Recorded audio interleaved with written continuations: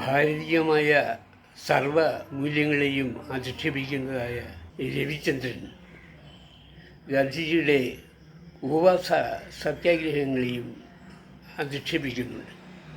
അതുകൊണ്ട് യാതൊരു പ്രയോജനവും ഉണ്ടായില്ല. ഗാന്ധിജിക്ക് ലഹളകൾ ശമിപ്പിക്കാൻ കഴിഞ്ഞിരുന്നില്ല.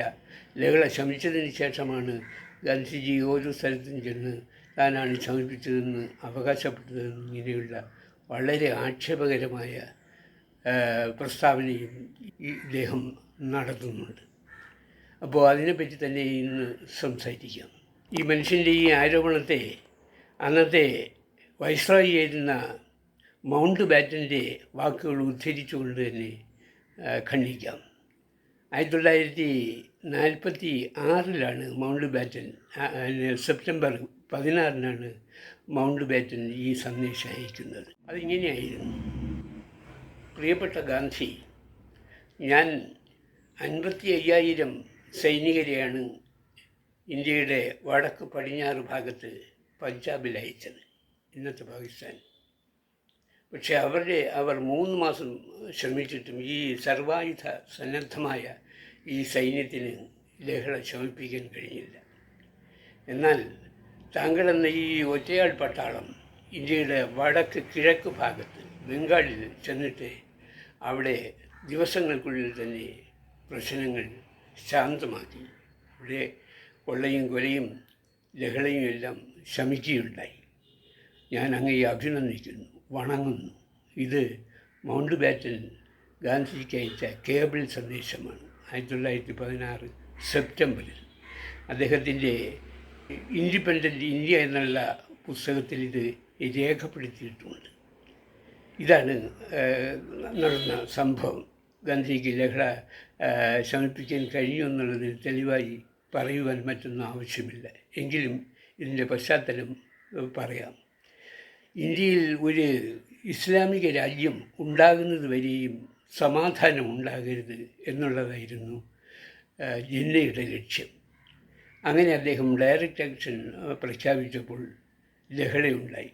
പ്രധാനമായും കൽക്കട്ടയിലാണ് ആദ്യം ഉണ്ടായത്. അവിടെ ആ ലഹളയെ എതിർകക്ഷികൾ പരാജയപ്പെടുത്തിയപ്പോൾ, അവർക്ക് വലിയ നാശനഷ്ടം വരുത്തിയപ്പോൾ നേരെ അത് നൗഖാലിയിലേക്ക് ജിന്ന വ്യാപിപ്പിക്കുകയുണ്ടായി. അങ്ങനെ അവിടെ കൊല്ലയും നടന്നു. അപ്പോൾ അവിടെ നിന്ന് അഭയാർത്ഥികളായി ബീഹാറിലെത്തിയതായ ഹിന്ദുക്കൾ അവിടെയുള്ള മുസ്ലിങ്ങൾ ന്യൂനപക്ഷത്തെയും കൊല്ലാൻ തുടങ്ങി. ഗാന്ധിജി ഇതറിഞ്ഞാണ് ഈ ലഹള ശമിപ്പിക്കാനാണ് കൽക്കട്ടയിലെത്തുന്നത്. അപ്പോൾ കൽക്കട്ടയിൽ ഇരുന്നു കൊണ്ട് തന്നെ അദ്ദേഹം ബീഹാറിലെ ലഹളയ്ക്ക് ശമനം വരുത്തുകയുണ്ടായി. അതിനുശേഷമാണ് അദ്ദേഹം നവഖാലിയിലെത്തുന്നത്. അവിടെ എത്തുമ്പോഴേക്കും ഭയാനകമായിരുന്നു അവിടുത്തെ അവസ്ഥ. അദ്ദേഹം ചെരുപ്പിടാതെ കാൽനടയായാണ് സഞ്ചരിച്ചത്.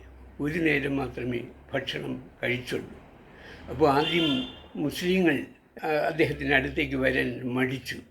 അപ്പോഴാണ് മനു അദ്ദേഹത്തെ ഓർമ്മിപ്പിക്കുന്നത്.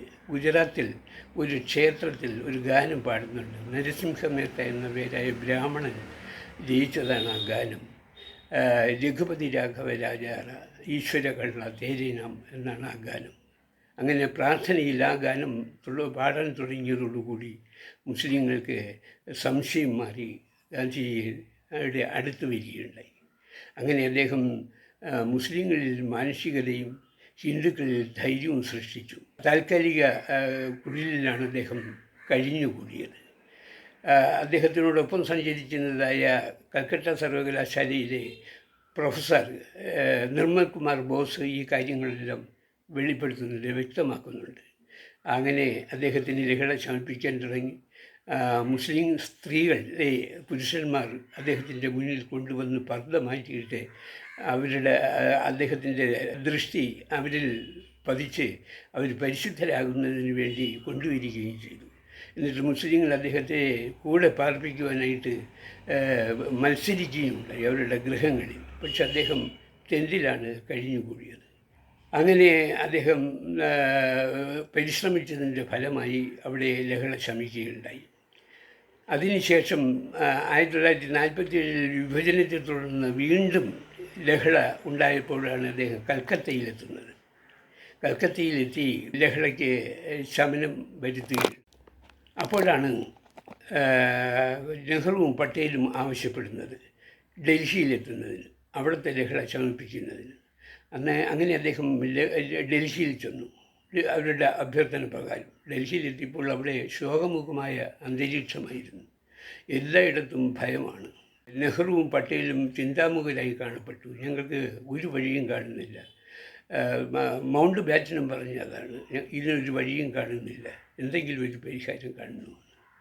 അങ്ങനെയാണ് അദ്ദേഹം 1947 ജനുവരി 13 മൗണ്ട് ബാറ്റനെ കാണുന്നത്. മൗണ്ട് ബാറ്റനോട് പറഞ്ഞു, ഞാനൊരു തീരുമാനമെടുത്തിരിക്കുകയാണ്. എന്താണ് അതെന്ന് മൗണ്ട് ബാറ്റൻ ചോദിച്ചു. കാലത്ത് പ്രാർത്ഥന കഴിഞ്ഞതിന് ശേഷം 6:30-ക്കാണ് പ്രഭാതത്തിൽ മൗണ്ട് ബാറ്റൻ്റെ സമീപത്തെത്തുന്നത്. അപ്പോൾ ഗാന്ധി പറഞ്ഞു, ഞാൻ അങ്ങയുടെ അനുമതി കൂടാതെ തന്നെ ഒരു തീരുമാനം എടുത്തിരിക്കുകയാണ്. നിരാഹാര വ്രതം, ഉപവാസ സത്യാഗ്രഹം. ഗാന്ധിജി അപ്പോൾ മൗണ്ട് ബാറ്റൻ പറഞ്ഞു, ഏറ്റവും ഉചിതമായൊരു തീരുമാനം ഇത്. ഇതിൽ പരം മറ്റൊരു വിശിഷ്ടമായ തീരുമാനം ഉണ്ടാകാനില്ല. അങ്ങയുടെ ഈ കഴിവ് ഞങ്ങൾക്ക് ബോധ്യപ്പെട്ടതാണ്. ബംഗാളിലും അതുപോലെ തന്നെ നവഖാലിയിലും എല്ലാം അത് തെളിയിക്കുകയുണ്ടായി, അതിന് ഗുണം ചെയ്യാൻ കഴിയുമെന്ന്. അതുകൊണ്ട് ഏറ്റവും നല്ലൊരു തീരുമാനമാണ് അദ്ദേഹം അത് നടത്തുക എന്ന് മൗണ്ട് ബാറ്റൻ ആശംസിക്കുകയുണ്ടായി. അങ്ങനെയാണ് അദ്ദേഹം ഉപവാസ സത്യാഗ്രഹം ആരംഭിക്കുന്നത്. അതിനു മുമ്പ് തന്നെ മൗണ്ട് ബാറ്റനോട് ഈ 55 കോടിയുടെ കാര്യവും ചോദിച്ചിരുന്നു. അപ്പോൾ മൗണ്ട് ബാറ്റൻ പറഞ്ഞു, 375 കോടി രൂപയാണ് ഖജനാവിൽ ശേഷിക്കുന്നത്. അതിൽ പാകിസ്ഥാൻ്റെ വീതമായ 75 കോടി രൂപ കൊടുക്കാമെന്ന് വ്യവസ്ഥ ചെയ്തു, ഒപ്പിടുകയും ചെയ്തു. അതിൽ 20 കോടിയാണ് കൊടുത്തത്. ബാക്കി 55 കോടിയുണ്ട്. അത് ന്യായപ്രകാരം കരാർ പ്രകാരം അവർക്ക് കൊടുക്കേണ്ടതാണ് എന്ന് മൗണ്ട് ബാറ്റനും പറയുകയുണ്ടായി.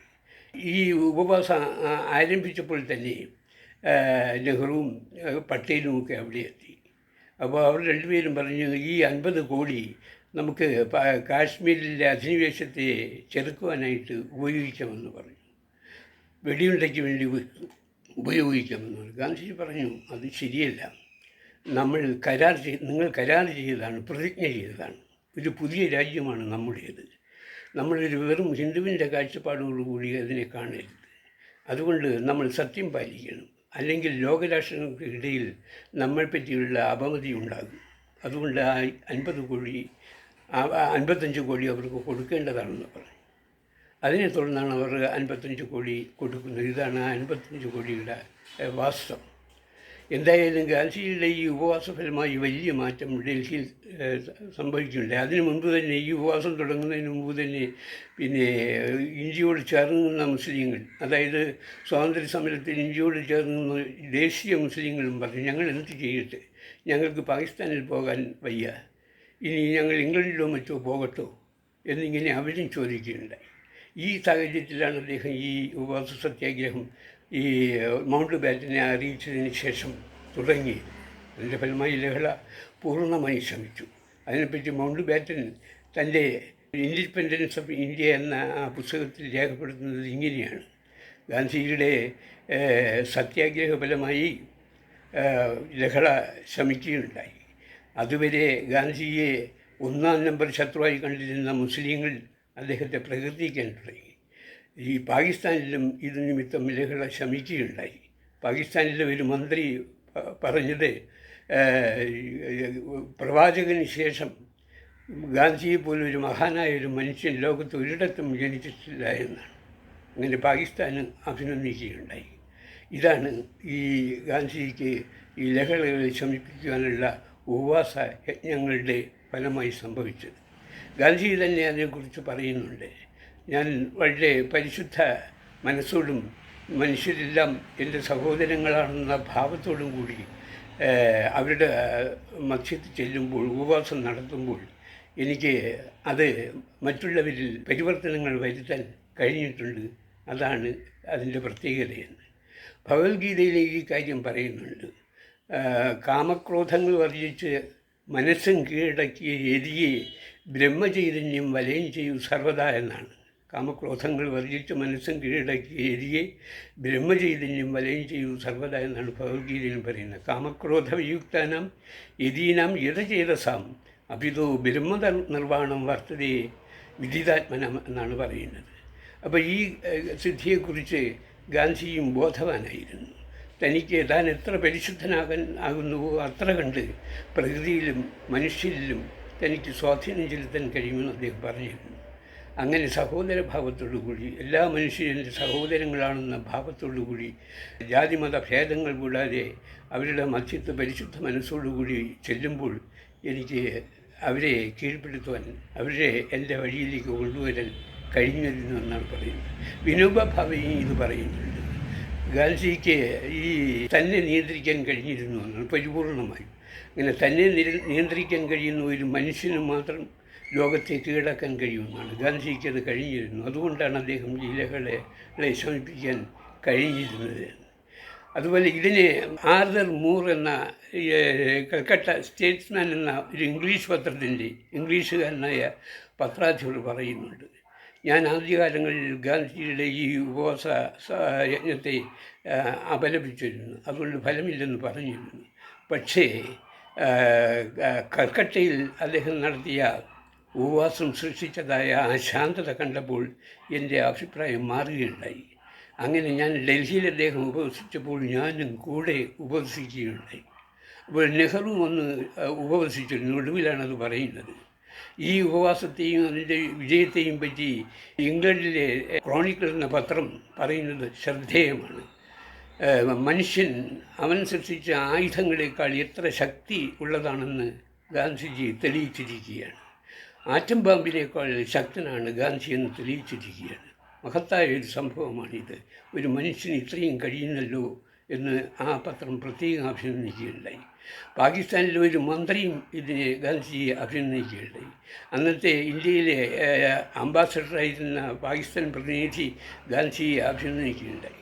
അങ്ങനെ എല്ലാവരും വാഗ്ദാനം ചെയ്തപ്പോഴാണ് സമാധാനം വീണ്ടെടുക്കാൻ കഴിയുന്ന ലഹരിയിൽ ഏർപ്പെടുകയില്ല എന്ന് വാഗ്ദാനം ചെയ്തപ്പോഴാണ് ഗാന്ധിജി അത് ഉപവാസത്തിൽ നിന്ന് പിന്മാറിയത്. 5 ദിവസം നീണ്ടുന്ന ഉപവാസത്തിൽ നിന്ന് പിന്മാറിയത്.